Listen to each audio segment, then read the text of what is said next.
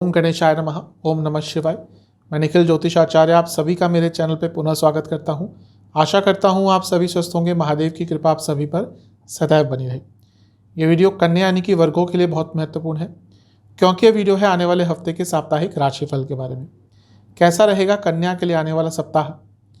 जो मेरा साप्ताहिक राशिफल होता है वो प्रमुखतः चंद्रमा की गति पर आधारित होता है। चंद्रमा नवग्रहों में से ऐसे ग्रह हैं जो सबसे तेज भागते हैं। 2.25 से 2.5 दिन में राशि परिवर्तन उनका हो जाता है। इसलिए स्वाभाविक तौर से पूरे हफ्ते में अलग अलग भावों में जाते हैं, अलग अलग ग्रहों से उनकी युति होती है, दृष्टि द्वारा योग बनते हैं।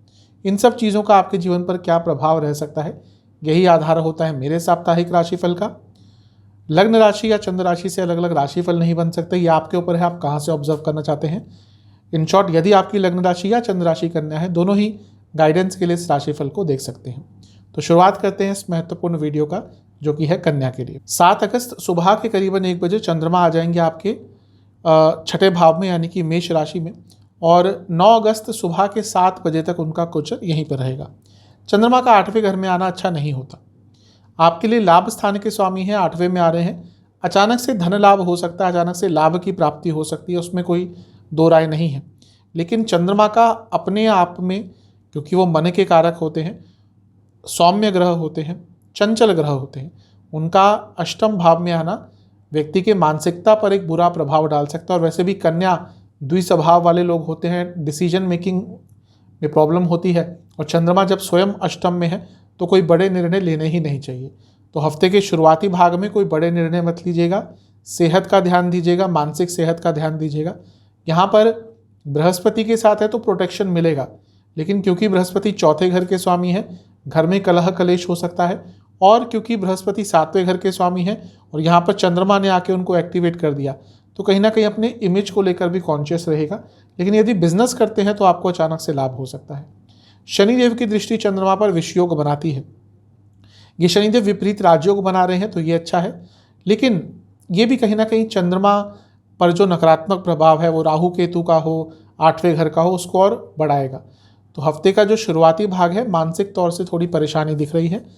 यहाँ पर जैसा मैंने कहा, कोई बड़ा निर्णय लेने से अपने आप को बहुत दूर रखिएगा। नवांशा के हिसाब से अपने जीवन में और आयाम ढूंढिएगा और पॉसिबिलिटीज़ ढूंढिएगा। लोगों से बातचीत कीजिएगा, लोगों के जीवन में इन्वॉल्वमेंट दिखाइएगा, क्योंकि ये समय यदि आप अकेले रह गए या ज़्यादा किसी से बात नहीं किया, अपने शेल में चले गए, तो आपके लिए और कठिन समय रहेगा। तो जो लोग जिन लोगों पे आप थोड़ा डिपेंडेंट हैं, जिन लोगों पर आप थोड़ा भरोसा करते हैं, उन लोगों से थोड़ा इन्वॉल्व रहिएगा। हफ्ते के शुरुआती भाग में बातचीत कीजिएगा। दशांशा के हिसाब से कार्य क्षेत्र में यदि बदलाव लाने का सोच रहे थे, यानी कि जॉब चेंज का सोच रहे थे, तो ये समय अच्छा है, कुछ पॉजिटिव हो सकता है। जहाँ तक लव लाइफ की बात है, और एक्सपीरियंस लीजिए, एक दूसरे को समझने का प्रयास कीजिए। वैवाहिक जीवन बता रहा है कि ये वो समय है जब थोड़ा आपको फ्लेक्सिबल रहना पड़ेगा। जहाँ तक सेहत की बात है, पेट की प्रॉब्लम और कोई इन्फेक्शन तंग कर सकता है।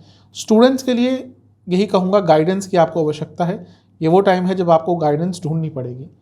सर्वाष्टक में भाग्यस्थान बली है, ये एक अच्छी चीज़ है। ये बता रहा है कि भले ही अनिश्चितता बहुत रहेगी, भाग्य का साथ मिलेगा। और कोई घर का बड़ा या कोई जीवन में बड़ा व्यक्ति अगर आपको कोई प्रॉब्लम आती है तो हमेशा खड़ा रहेगा आपको प्रोटेक्ट करने के लिए।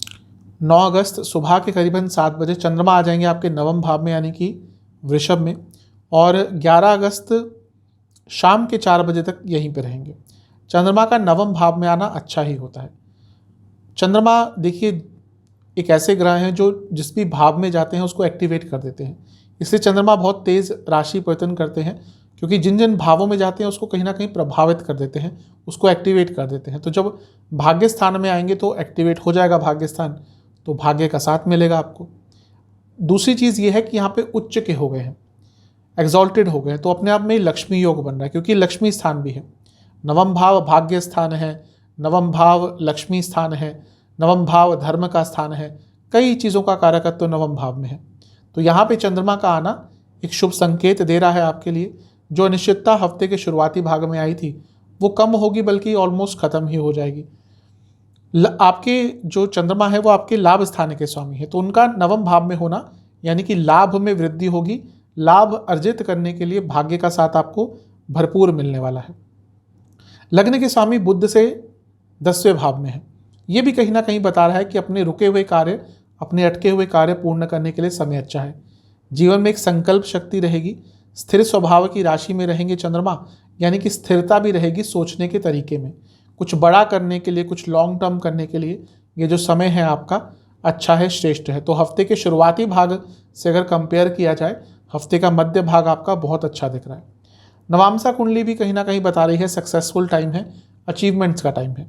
दशांशा कुंडली कार्य क्षेत्र में सब ठीक है, लेकिन अपने ऊपर विश्वास रखिएगा। यदि आप एविएशन सेक्टर से हैं या फिर कंसल्टेशन बेस्ड आपका कुछ काम है, लाभ होगा। लव लाइफ में थोड़ा बच के रहिएगा, क्योंकि ये वो समय है जब रिलेशनशिप आपको बर्डन सा लगेगा। और यदि ऐसा मौका आता है, यानी कि रिलेशनशिप में ऑलरेडी कोई प्रॉब्लम चल रही है, उस प्रॉब्लम की जड़ तक पहुंचना पड़ेगा। वैवाहिक जीवन थोड़े अनप्रैक्टिकल से हो जाएंगे इस टाइम तक आते आते। थोड़ा प्रैक्टिकल रहिएगा, प्रैक्टिकल अप्रोच रखिएगा। सेहत के हिसाब से दांतों की प्रॉब्लम, आंखों की प्रॉब्लम, हार्मोनल डिसऑर्डर्स तंग करेंगे। जहाँ तक स्टूडेंट्स की बात है, अपनी गलतियों को सुधारने का ये बहुत अच्छा अवसर है आपका। सर्वाष्टक में भाग्य स्थान फिर से अत्यंत बली है, तो हफ्ते का मध्य भाग तो आपके लिए बहुत शुभता लेकर आ रहा है। 11 अगस्त शाम के करीबन 4 बजे चंद्रमा आ जाएंगे आपके 10वें स्थान में, यानी कि मिथुन में, और सप्ताह के अंत तक यहीं पर रहेंगे। चंद्रमा का 10वें घर में आना श्रेष्ठ होता है, अच्छा होता है, कोई प्रॉब्लम नहीं होती। अगर कुछ कार्य क्षेत्र में कार्य अटक रहे थे, कुछ काम आपका अटक रहा था, डिले हो रहा था, लेजीनेस सी आ रही थी, तो वो चीज़ें आगे बढ़ेंगी। क्योंकि चंद्रमा गति हैं, चंद्रमा चंचल हैं, चंद्रमा चर हैं, यानी कि तेज भागते हैं।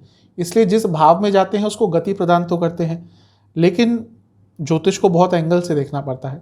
जो चंद्रमा जो ये आपके 10वें घर में है, वो द्विस्वभाव राशि में होंगे, यानी कि बुध की राशि मिथुन में, और बुध की राशियों में चंद्रमा थोड़े से अनकंफर्टेबल होते हैं। तो कार्यक्षेत्र की बात इसलिए कर रहा हूँ क्योंकि 10वां भाव करियर का ही होता है। तो जब चंद्रमा उस भाव में है तो मेन प्रभाव वहीं के देंगे।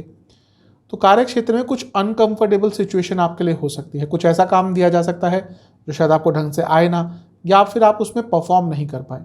तो थोड़ा सा अपना फोकस और अपने कॉन्फिडेंस पर काम कीजिएगा। अदरवाइज तो ये समय अपॉर्चुनिटी भी आपके लिए लेकर आ सकता है। अर्थ त्रिकोण 2, 6, 10 तीनों भाव जब भरे होते हैं तो कार्य क्षेत्र में कुछ महत्वपूर्ण हो सकता है, जैसा आपके लिए हो रहा है। 2, 6, 10 तीनों ही भावों में इस टाइम पर ग्रह होंगे। लग्न के स्वामी यानी कि बुध से लाभ स्थान में है, ये भी बता रहा है कि कार्य क्षेत्र में आगे बढ़ने के चांसेस आपको मिल सकते हैं। क्योंकि चंद्रमा लाभ स्थान के स्वामी है, 10वें घर में बैठे हैं, तो कार्य क्षेत्र में लाभ कमाने के लिए, अपने टैलेंट को दिखाने के लिए ये समय अच्छा है। लेकिन जैसा मैं कहते आ रहा हूँ, थोड़ा सा अपने फोकस पर काम कीजिएगा। नवांशा के हिसाब से विद्रोही आपका एक एटीट्यूड रहेगा, आप छोटी छोटी चीज़ों पे विद्रोह कर जाएंगे, इस पर नियंत्रण रखिएगा, क्योंकि ये अच्छे समय को भी बर्बाद कर देती है चीज़। जहाँ तक दशांशा की बात है, समय अच्छा है। कुछ स्पेशली अगर आप बिजनेस करते हैं तो वहाँ पे आपको लाभ हो सकता है अचानक से। बिजनेस में अगर आपका कुछ काम अटक रहा था तो दशांशा के हिसाब से आपका वो कार्य पूर्ण हो सकता है। लव लाइफ में मैं यही कहूँगा कि कम बोलिएगा, बल्कि ये वो समय है जब जितना कम बात आप अपने पार्टनर से करेंगे, इग्नोर मत कीजिएगा, लेकिन ज़्यादा मत बोलिएगा। टू द पॉइंट, स्पष्ट और कम, ऐसा आपको बात करनी है। वैवाहिक जीवन जल्दबाजी से बचना है, ज़्यादा एक्सपेक्टेशन मत रखिएगा अपने लाइफ पार्टनर से। जहाँ तक सेहत की बात है, सेहत के हिसाब से हाई बीपी की प्रॉब्लम तंग करेगी। स्टूडेंट्स के लिए अत्यंत शुभ समय है। अगर आपका कोई एग्जाम आदि है तो भाग्य साथ देगा और अच्छा रिजल्ट आपका आएगा। सर्वाष्टक में भाग्य स्थान फिर से आपका अत्यंत बली है, तो ये हफ्ता कहीं ना कहीं भाग्य का साथ तो आपको मिलता रहेगा। उपाय के स्वरूप में विष्णु जी को आपको घर में बने किसी भी मिष्ठान का भोग लगाना है और विष्णु चालीसा का आपको 3 बार पाठ करना है। आशा करता हूँ कि वीडियो आपके काम आएगी। चैनल पे आप नए हैं तो सब्सक्राइब कर लीजिए और वीडियो को लाइक कर लीजिए। आप सभी से मैं मिलूँगा अगली वीडियो में, तब तक के लिए ओम।